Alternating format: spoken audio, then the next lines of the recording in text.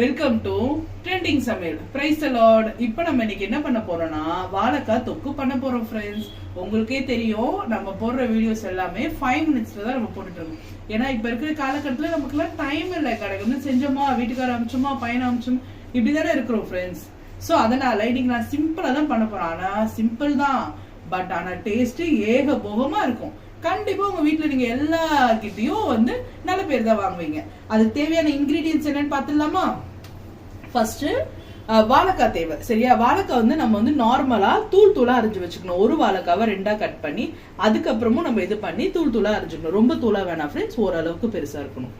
Next நான் ஒரு பெரிய தக்காளி பெருசு எடுத்திருக்கேன். சின்ன தக்காளியா இருந்தா 2 எடுத்துக்கோங்க.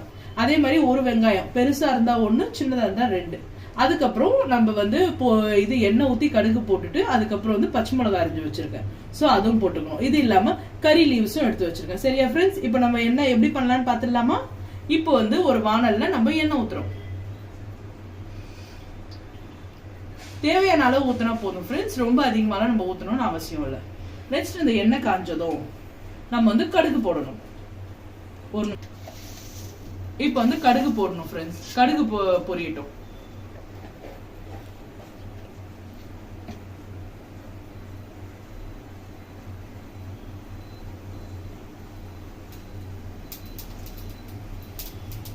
கடுகு இப்பதான் ஃப்ரெண்ட்ஸ் பொரியுது. நெக்ஸ்ட் நம்ம பச்சை மிளகாய் போடணும்.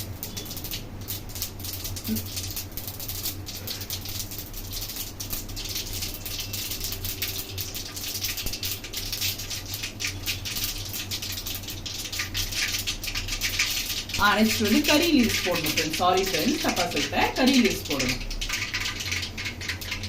கடுகு நல்லா பொரிஞ்ச உடனே கறி லீவ்ஸ் போடணும்.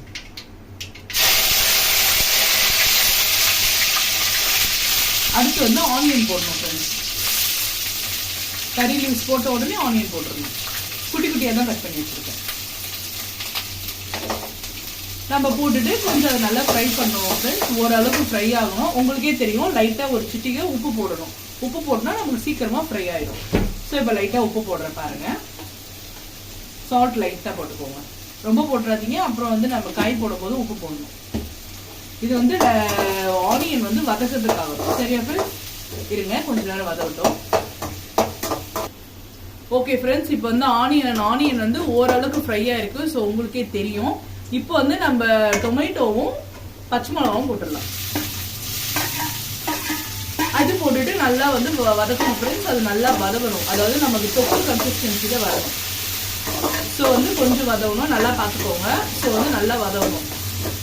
தக்காளி நல்லா வதங்கினாதான் ஃப்ரெண்ட்ஸ் நமக்கு டேஸ்ட் கொடுக்கும். ஏன்னா இதுல நம்ம எதுவுமே போடலை. ஜஸ்ட் தக்காளி, வெங்காயம், பச்சை மிளகாய், கறி லீவ்ஸ் தான் போடுறோம். ஸோ இது மட்டும்தான் நமக்கு டேஸ்ட் கொடுக்கும்.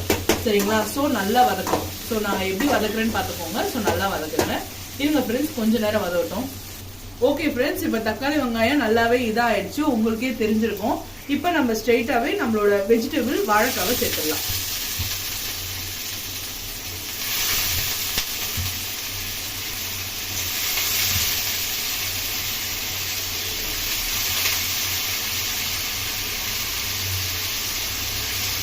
ஓகே ஃப்ரெண்ட்ஸ், இப்போ லைட்டா நம்ம கிண்டிக்கணும். ஜஸ்ட் ரொம்பலாம் கிண்ட வேணாம் ஃப்ரெண்ட்ஸ். லைட்டா கிண்டனா போதும். ஜஸ்ட் அந்த தக்காளி வெங்காயத்தோட நம்மளோட வெஜிடபிள் மர்ஜ் ஆனா போதும். வேற எதுவும் பண்ண வேண்டாம். இப்போ அடுத்து இதுல நம்ம சில்லி பவுடர் போட போறோம். கொஞ்சமா போட்டா போதும் ஃப்ரெண்ட்ஸ். ஏன்னா ஆல்ரெடி நம்ம பச்சை மிளகாய் சேர்த்துருக்கோம். ஸோ பச்சை மிளகாய் சேர்த்தனால அந்த காரம் இருக்கும். ஸோ அதனால நம்ம சில்லி பவுடர் கம்மியா சேர்த்தா போதும் ஃப்ரெண்ட்ஸ். இது நாங்கள் வீட்டில் அரைக்கிற சில்லி பவுடர். அதனால அந்த அளவுக்கு காரம் இருக்காது. ஸோ அதனால நாங்கள் இந்த அளவு நாங்கள் சேர்க்கிறோம், காரம் இல்லாதனால. ஸோ நீங்கள் கடையில் வாங்குற மிளகா தூளாக இருந்தால் நீங்கள் கம்மியாக தான் சேர்க்கணும். ஏன்னா அது ரொம்பவே காரமாக இருக்கும். இப்போ இதில் நம்ம இது உப்பு போடணும் ஃப்ரெண்ட்ஸ். உப்பு தேவையான அளவு போட்டால் போதும் ஃப்ரெண்ட்ஸ்.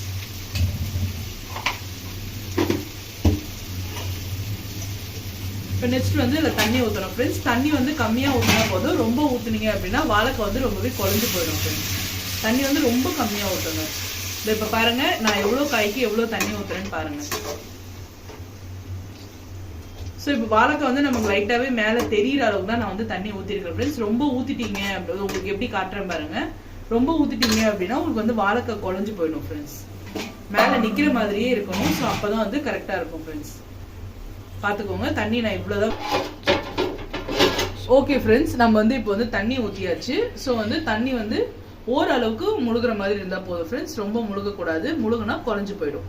ஸோ பார்த்துக்கோங்க, நான் அவ்வளோ காய்க்கு லைட்டாக தான் தண்ணி ஊற்றுறேன். காய் நமக்கு மேலே தெரியணும். ஸோ அந்த அளவுக்கு தான் தண்ணி ஊற்றணும் ஃப்ரெண்ட்ஸ். இப்போ எல்லாமே நம்ம போட்டாச்சு, மிளகாத்தூள், உப்பு எல்லாமே போட்டாச்சு. இப்போ நம்ம மூடி வச்சிடலாம்.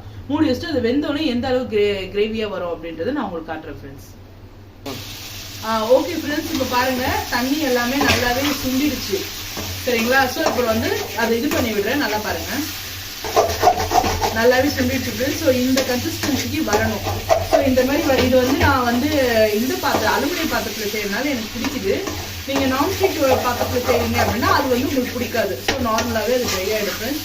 அவ்வளோதான் ஃப்ரெண்ட்ஸ். இப்போ வந்து நம்ம நல்லா கிளறி விட்டுட்டு கார்னிஷ் பண்ணுறதுக்கு மேலே வந்து நம்ம கொத்தமல்லி லீவ்ஸ் மட்டும் போட்டுட்டு இறக்கிட்டா போதும் ஃப்ரெண்ட்ஸ். வேறு எதுவும் நம்ம பண்ண வேண்டாம்.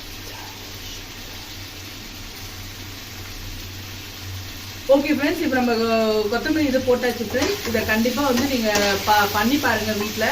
கண்டிப்பாக உங்களை எல்லாருமே பாராட்டுவாங்க. லைக் பண்ணுங்கள், கமெண்ட் பண்ணுங்கள், சப்ஸ்கிரைப் பண்ணுங்கள், உங்கள் தெரிஞ்ச ஃப்ரெண்ட்ஸுக்கு ஷேர் பண்ணுங்கள் ஃப்ரெண்ட்ஸ். அப்புறம் இன்னொரு விஷயம் உங்கள்கிட்ட சொல்லணும். இத்தனை நாளாக நாங்கள் வந்து அலமு சமையல் தான் சொல்லிட்டு இருந்தோம். இப்போ நீங்கள் யோசிப்பீங்க என்னடா இது திடீர்னு வேற பேர்ல சொல்றாங்க அப்படின்னா, அது ஒரு சின்ன இஷ்யூவா இருக்கிறதுனால நாங்க அலமு சமையலோட இதை மட்டும் மாத்திட்டோம். ட்ரெண்டிங் சமையல் அப்படின்னு சொல்லிட்டு வச்சிருக்கோம் ஃப்ரெண்ட்ஸ். ஸோ அதுதான், நீங்க எதுவும் பயப்பட வேண்டாம். ஸோ நாங்களே தான் பண்ணிட்டு இருக்கோம். சரிங்களா? ஓகே ஃப்ரெண்ட்ஸ், பாய்.